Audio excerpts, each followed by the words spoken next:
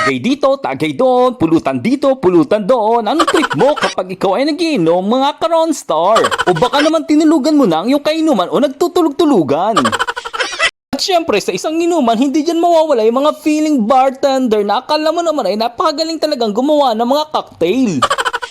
Yung tipong expert daw siya sa pagtitimpla ng gin bulag. Ay, gin bilog pala. Tapos kailangan niya sindihan gamit ang lighter. Kaso nawawala ang lighter kaya posporo na lang, mairaos lang. Tapos ako namang si Tanga ay super tanong, bakit kailangan pang sindihan? Pwede namang inumin na lang at laklakin na lang. Ewan ko ba, hindi ko rin maintindihan ang kanilang sagot.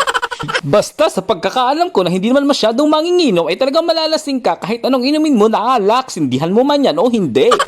Kasabihan pa nga nung iba, basta may alak, may balak. May balak. Siyempre, tiyabot lang. At ito na nga sa mga pilingerong bartender, kapag yan daw ay nasindihan o tapos ang sindihan, ito na nga, pwede na natin lagyan ng yelo para siya ay maging malamig na malamig.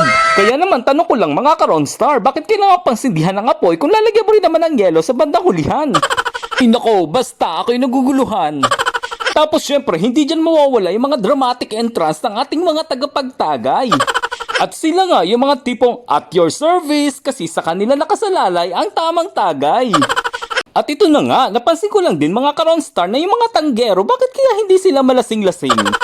At syempre, hindi naman mawawala yung tanggap lang ng tanggap ng kanyang tagay tapos pakit lang sa kanyang mga kasamahan.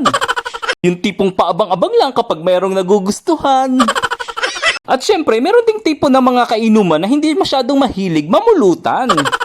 Pero wag ka, bidang-bida yan sa kwentuhan.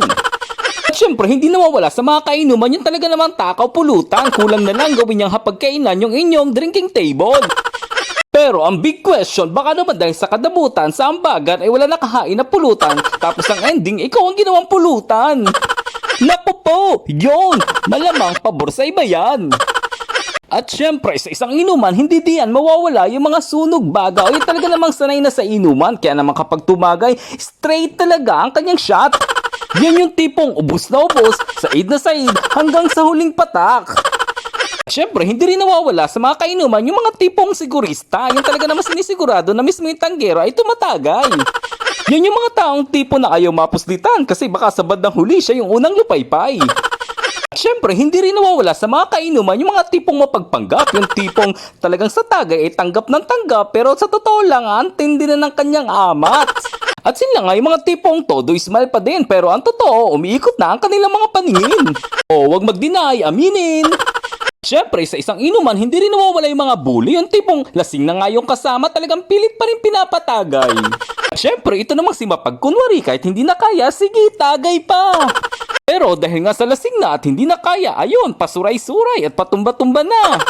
At yung iba nga, pasintabi sa mga kumakain ay talaga naman nagsusuka na. At hindi rin nawawala sa mga kainuman na dahil sa kalasingan ay bigla ka na lang tutulugan. Nako, yari, sira ang plano. Pero yung iba, style lang ba? Yung tipo nagtutulog-tulugan para sa next tagay, pass muna.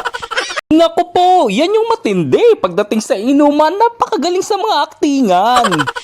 Lasing-lasingan kahit hindi naman. Ay nako, ito pa yung isang malupit. Yung mga kainuman mo na piling magaling daw umawit. Sila yung mga tipong galing-galingan sa kantahan kaya tuloy yung mic hindi mo na mahawakan. Basta, maraming klase ng kainuman pero ang mahalaga ay yung samahan sa alungkot at kaligayahan. Maraming salamat mga ka-Ronstar sa inyong panonood and see you on my next video. Bye-bye!